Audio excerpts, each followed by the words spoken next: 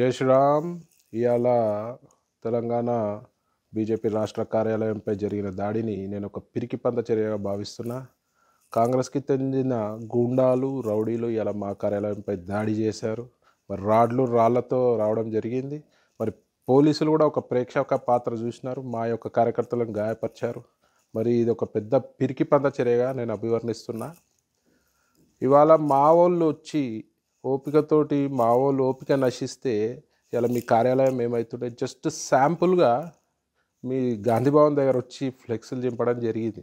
మరి మా వాళ్ళు ఓపికతోటి ఉన్నారు, మా బీజేపీ సిద్ధాంతాలకు కట్టుబడి ఉన్నందుకు ఒక శాంపుల్ ఇచ్చినాం.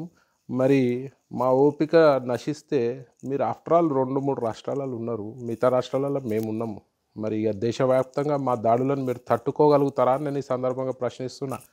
ఇది ఒక పోలీసుల ఫెయిల్యూర్, గవర్నమెంట్ యొక్క ఫెయిల్యూర్.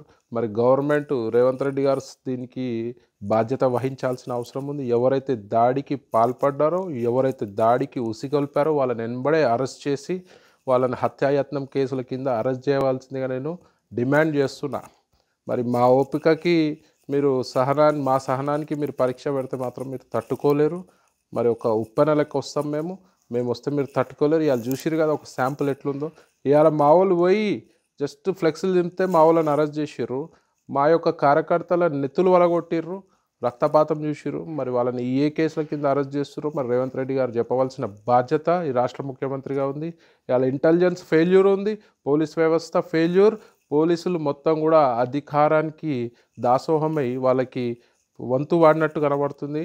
ఒకవేళ మీకు చిత్తశుద్ధి ఉంటే ఎవరైతే దాడులు చేశారో, ఎవరైతే దాడికి ప్రేరేపించారో వాళ్ళని వెంబడే అరెస్ట్ చేయాల్సిందిగా డిమాండ్ చేస్తున్నారు. ప్రపంచంలో ఏ మూల ఏ క్షణం ఏం జరుగుతుందో వేగంగా తెలుసుకోవడానికి తొలి వెలుగు వాట్సాప్ ఛానల్ని ఫాలో చేయండి.